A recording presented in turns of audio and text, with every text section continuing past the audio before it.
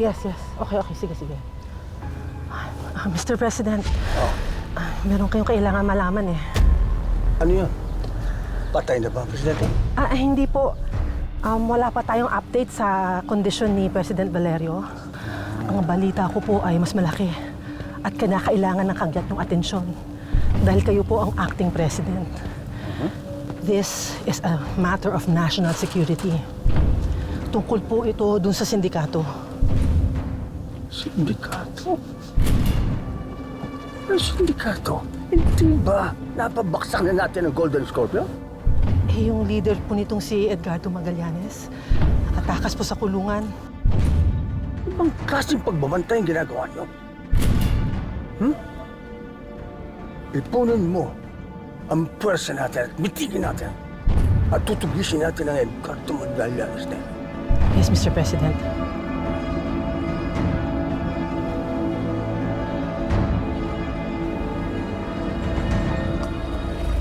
Tama bang narinig ko? Nakatakas si Edgardo? Bakit naman kasi hindi mo pa siya tinuluyan nung nasa Isla Alactan? Hindi pwede mangyari ito. Hindi pa naisa sa katuparan ng mga plano natin. Tayo ang una niyang babalikan. Lalong-lalo ka na. Wala na si Edgardo Magallanes. Wala na magagawa yun.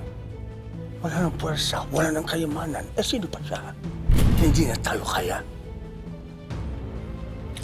Hindi ako naman problema sa kaya.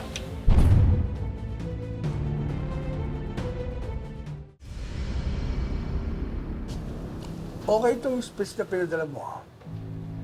Kaya lang, may dadagdag lang tayo. Ito, gagawin ko ang lahat para masiguro kong ligtas ang ating bansa. Okay? Okay. Ang bilis ng mga pangyayari, William. Hindi pa na makapaniwala na ikaw na ang presidente ng Pilipinas. Alam mo, Antonio, matagal ko nang hintay ang araw na to. Ako na ang makapangyarihan sa lahat. Wala nakahadlang sa atin na makontrol natin ang illegal na negosyo dito sa bansa natin. Huwag na huwag lang talagang manggugulo yang si Elias. Siya ang dahilan kung bakit namatay ang anak natin. Kaya ako mismo ang papatay sa kanya. Ikaw na ang First Lady, Rebecca. Napakadelikado kung sasama ka pa sa operasyon namin. Si Calvin na ang bahala kay Elias. May tiwala ako sa anak ko. Si Elias,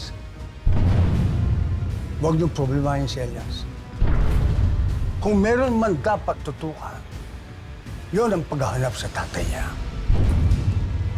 Si Edgardo.